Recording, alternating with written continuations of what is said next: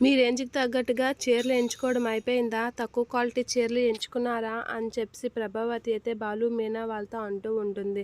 మా రేంజ్‌కి తగ్గ చీరలనేం లేదు. నా ఒక్క పెళ్ళాంకి తక్కువ చీరలు తీయాల్సినంత అవసరం లేదు. ఈ బాలుగాడు బాగానే సంపాదిస్తున్నాడు. మంచి చీరలే తీస్తాను నా పెళ్ళాంకి అనైతే అంటూ ఉంటాడు. ఇక ప్రభావతి అయితే దానికెందుకు మంచి చీరలు, డైలీ చీరలు ఒక 2 తీస్తే చాలు, ఇంట్లో పడుంటుంది కదా! ఎక్కడికి వెళ్తుందా ఏంటా? అని చెప్పేసి ప్రభావతి అయితే ఎటకారంగా అంటూ ఉంటుంది. ఇక బాలు అయితే ఆ మాటలకి చాలా కోపంగా ప్రభావతికి చూడు, ఇదిగో అమ్మ, నువ్వు తీస్తే ఇద్దరు కోడలికి ఒకేలాంటివి తీస్తే తీయు, లేకపోతే మాత్రం బాగోదు, ఇద్దరికి ఒకే రేటు తీయు అని అయితే చెప్తూ ఉంటాడు బాలు. ఆ మాటలకి ఎక్కడ ఎలా ప్రవర్తించాలో తెలియదు, మరి దారుణంగా ప్రవర్తిస్తారు అని చెప్పి రోహిణి అయితే చిరాకు పడుతూ ఉంటుంది బాలు మీదకి. ఆ మాటలకి మీనా అయితే మా ఆయన సంపాదించిన డబ్బులతో నాకు చీర తీయమని చెప్తున్నాడు, ఊరోళ్ళ డబ్బులతో కాదు కదా అనేది అంటూ ఉంటుంది. ఆ మాటలకి రోహిణి ఫీల్ అవుతూ ఉంటుంది.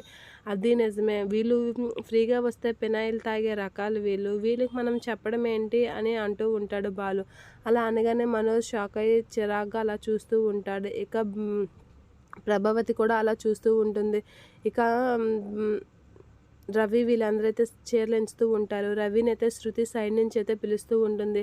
అలా పిలగానే రవి అయితే నెమ్మదిగా తప్పించుకొని వెళ్ళడానికి చూస్తూ ఉంటాడు. అలా వెళ్తున్న రవిని అయితే ఎక్కడికి వెళ్తున్నావు అని అయితే బాలు అడుగుతూ ఉంటాడు. అలా అనగానే రవి అయితే షాక్ అయ్యి అలా చూస్తూ ఉంటాడు. వెళ్ళాలా వద్దా అని అయితే ఆలోచిస్తూ ఉంటాడు. నీకేం రా నల్ల భీమా, ఎక్కడికి వెళ్తున్నావు, ఆగు అని అయితే చెప్తూ ఉంటాడు. అలా చెప్పగానే అలా ఆగిపోతూ ఉంటాడు రవి. అలా రవి ఆగిపోవడం చూసి శృతి, వీడేంటి రమ్మంటే రాకుండా అక్కడే చూస్తున్నాడు అని చెప్పి అయితే అలా చూస్తూ ఉంటుంది శృతి రవి కాసి.